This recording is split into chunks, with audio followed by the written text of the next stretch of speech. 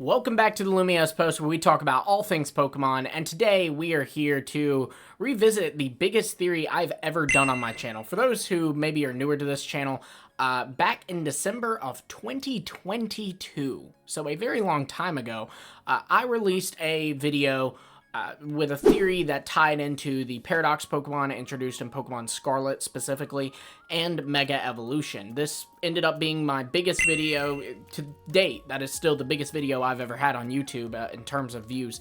And I think it's time to revisit it, because at the time when I was making this theory, we didn't know what Paradox Pokemon were, so it was all speculation. People were talking about them being from the past, being from the future, being from the imagination of one's mind.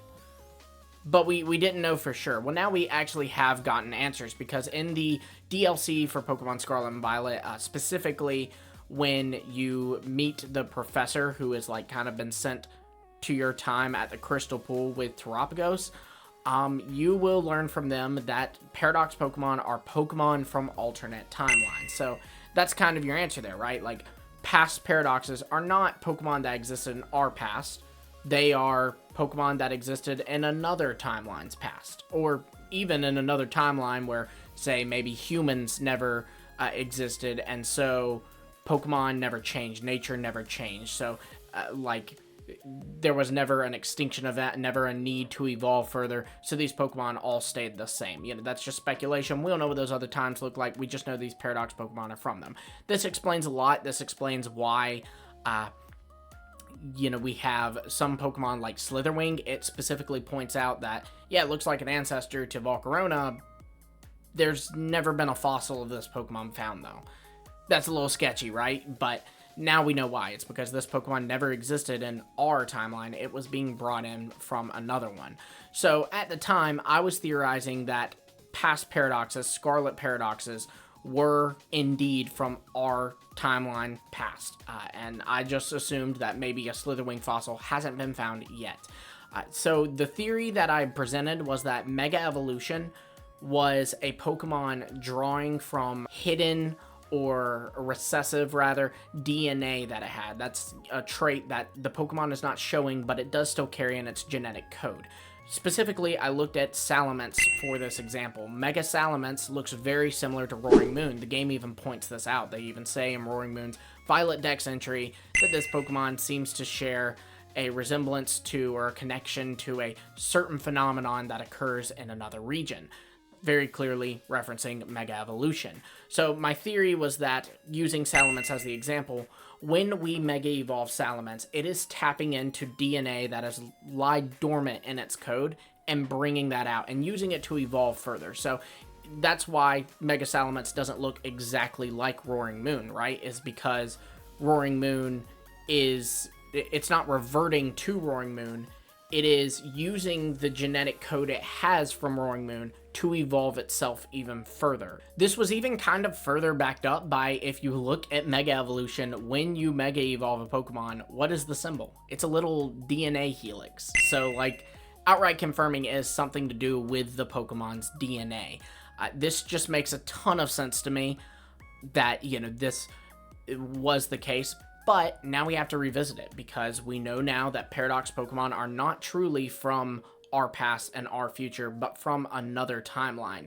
So what does this mean for this theory? Because I'm going to be completely legit with y'all, I still think it is kind of valid. I do think we have to tweak it up a little bit, give it a fresh coat of paint, polish it up, but I do think that the theory does ultimately stand. Let's get into it. So unfortunately, the biggest thing that's kind of hurting us with this theory is that while we do know that Paradox Pokemon are from other timelines, we don't really know what those other timelines are like. You know what I mean? Again, we don't know if we are pulling from another timeline that's very similar to ours and just pulling from the past of that timeline. So pulling from, you know, a millennia before the present day of that timeline, for example.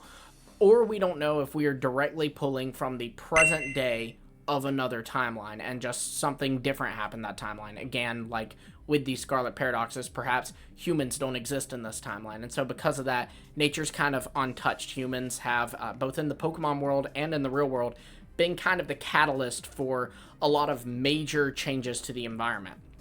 Or if we're looking at, our world and why we think that dinosaurs have gone extinct and other animals had to evolve, there was never a giant asteroid that hit or anything like that. So these Pokemon stayed. Great Tusk never had to, over time, evolve into Donphan. Pokemon like Screamtail were never domesticated into Jigglypuff, and Koraidon never domesticated into Cyclizar. There's no humans, there's no asteroid, there's nothing threatening these Pokemon states. They don't need to evolve, so Great Tusk just stayed a Great Tusk. That could be the case. Now, if that's the case, then it still is possible that in our timeline, these Pokemon did in fact exist in the past, because, again, just the only difference would be in that timeline, there was never an asteroid, or there were no humans, or maybe even both, so Great Tusk never changed into Donphan. And that would mean that in our timeline, Great Tusk did exist, but changed into Donphan over time. Again, though, this would mean with a Pokemon like Slitherwing, where it points out that we do not have a fossil of this Pokemon, so we don't have evidence this Pokemon ever existed. Yeah, that is where it gets messy. That would mean that we would have to continue to explain that by saying a Slitherwing fossil hasn't been found yet, Also, it is completely possible that perhaps maybe Slitherwing's genetic makeup kind of makes it where its bones decompose. We see that with a lot of animals. In fact, if I'm not mistaken, I believe that they've theorized that there might have been like some dinosaurs that might have had wings, and just the issue is that because of what the bones in a wing look like, they would have decomposed and not, you wouldn't have been able to find them. I don't know if there's any merit to that, because I do not know paleontology worth a flip, but that is something interesting to think about. Now, the alternative, though, is much more interesting and much more wild, and that is that Mega Evolution is not tapping into a Pokemon's latent DNA, but is tapping into that Pokemon's multiversal web, if you will. I think that a great example of this would be the Spider-Verse, right? Like, we see, I don't know if any of you have seen the movie or read the comics, but basically there is a Spider-Verse in the Marvel Comics. There are multiple different Spider-Man, and all of them vary a little bit. There's, of course, the Peter Parker that everyone knows and loves, but then there's also a universe where Peter Parker didn't get bitten by the spider, but Gwen Stacy did, and Gwen is a Spider-Woman, or I think she's Ghost Spider is what she's called. But either way, there's Miles Morales, there's even just Peter Parkers that look a little bit different and are a little bit different. There's like a pig that's Peter Porker. There's all kinds of different things. So we could be seeing something like that, where just how these Spider-Men all seem to be connected, maybe that's a thing, right? That's been a speculated thing, that perhaps we are all connected to our variants, right? So, great example. Fun fact, am a college dropout. I did not want to continue with college. I realized I had the job that I wanted, and here I was not needing a degree for it. It was stupid for me to waste my money on college when I had the job I wanted. I didn't need that degree for that job. So I dropped out of college. Perhaps, though, there is another timeline where I went and got my degree. I got my degree in tourism, and I, went into like a travel agency. So then there are two variants of me. My name is Zach in real life. There's this one who had the time on his hands to make YouTube and became the Lumiose Post. And then there's another timeline where it's just Zach, travel agent, Both cool, I'm sure. But there's a theory that while we are on different timelines, so we'll never meet, we are in a way connected because our lives are connected. So this could be evidenced by things of we'll all have similar events and we have similar upbringings, and we're very much tied together is the point. A further way to expand this is, and this is where we kind of lead science and multiversal theories and get more into pseudoscience and kind of just myth. But there are even some people who believe that when you dream, that's actually what you're doing, is you're basically looking at another section of the universe. Now, the other night I had a dream that a dinosaur ate me, so I don't know how much merit there is to that, but yeah. If this is the case, though, what I mean by all this is that these Pokemon would be connected to their paradoxes via the multiverse. So, for example, with Salamence. Salamence was never Roaring Moon in our timeline. It was always just Bagon, Shogun, Salamence. It never had a past variant, or at least that past variant wasn't Roaring Moon. When I Mega Evolve Salamence, basically the Infinity Energy that the Keystone and the action of Mega Evolving is giving off is allowing Salamence to tap into the multiverse and basically pull traits from other variants of itself in the multiverse. Again, in this case, when it Mega Evolves into Mega Salamence, it is pulling from Roaring Moon. So you look at some Pokemon like Mewtwo and like Charizard, because Mewtwo is actually one of the things that kind of also shakes up the theory a little bit. How can Mewtwo be tapping into primal DNA when Mewtwo is a Pokemon created by humans? Well, you could explain that by saying, well, but it got its DNA from Mew, so it's tapping into Mew's primal DNA. Or you could explain that by saying that Mewtwo is tapping into other variants of itself. It makes sense that in other timelines, there would be different looking Mewtwo's, you know, because people are creating this Pokemon. Sure, one's going to change it aesthetically. Sure, one guy's going to say, well, if we can make this thing a fighting type too. So Mewtwo's tapping into those and pulling from it. Charizard, same thing. It's two different Mega Evolutions. When you Mega Evolve it with the Charizardite Y, it is pulling from a timeline where it looks similar to this. And if you Mega Evolve it and with the Charizardite X, you are tapping into a timeline where it's pulling from a variant that looks similar to this. Now, some of you might have already clicked off the video, or very close to, and hear me out. We actually do know that Mega Evolution is connected to the multiverse. A great way to look at that would be the fact that Mega Evolution uses infinity energy. It is radiating infinity energy, is the use of infinity energy, and we know infinity energy can deal with the multiverse. How do we know this? Well, we know this because of Pokemon Scarlet and Violet, in fact. We see that the professors have made a time machine to pull in these other paradoxes. And we also see that the look of this time machine is very similar to the Ultimate Weapon.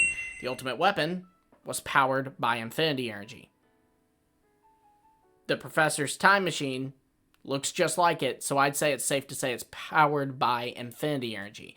And what we're seeing here is that the professors are using this infinity energy to allow its time machine to, see, that's the thing, time machine's kind of not even the right word, because it's not pulling from the past or future, it's pulling from another timeline.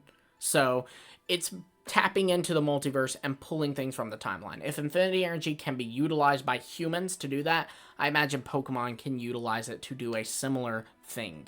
This could then also explain some of the Violet paradoxes as well, specifically Iron Valiant. Iron Valiant looks very similar to Gallade and Gardevoir, but specifically it looks very similar to Mega Gallade and Mega Gardevoir. So perhaps when I'm Mega Evolving a Gardevoir, it's tapping into this variant, the Iron Valiant variant of itself, to pull traits from it, and that's where we get the Mega Gardevoir-like appearance.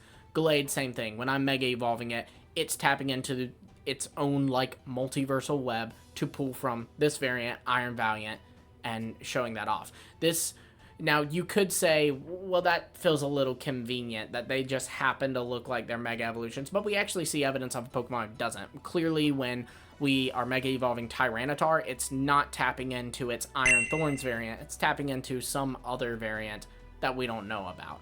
Now, ultimately, at the end of the day, I have to be completely honest with you. I'm still a believer in the original theory, in that they are tapping into past dormant DNA from themselves. I think that this is easily explained by the fact that Roaring Moon, those Pokemon are clearly from the past, so it makes sense why Salamence is tapping into latent DNA to get a Mega Salamence, because it would look similar to its past form. It also can be explained by Tyranitar. It just so happens that its Mega Evolution has traits of Larvitar, which would also be dormant DNA in a Tyranitar because it evolved from Larvitar. And even it could be explained with Mewtwo, because the Mewtwo X looks very similar to like a human. It has more human-like appearances, so you could argue that that's because it is pulling from the human DNA in it. And then Mewtwo Y looks more Pokemon-like, so perhaps that's where it's pulling from the Mew DNA that exists in it. But I think that just the DNA logo, too, is just way too convenient. You know, it is also possible that the Pokemon that Mega Salamence is pulling from isn't Roaring Moon, but looks very similar to Roaring Moon because it's a variant of it, you know. Think about how, again, if I'm to utilize Marvel, once again for a reference, Loki has variants that look similar to him, but are a little bit different, right? Or same thing with really any character we've seen in the multiverse, right? So I think that there is a lot of merit to it. The DNA thing is just so compelling to me. I mean, why the heck would they show a DNA symbol when you're using this gimmick unless it's tapping into latent DNA? But I do think the multiversal theory has some merit to it and is also a really interesting and really fun and wild idea. Let me know what you think in the comments below. Be sure to like, subscribe, and hit the bell for notifications so you don't miss all of our future videos. And until next time, I will see all of you later.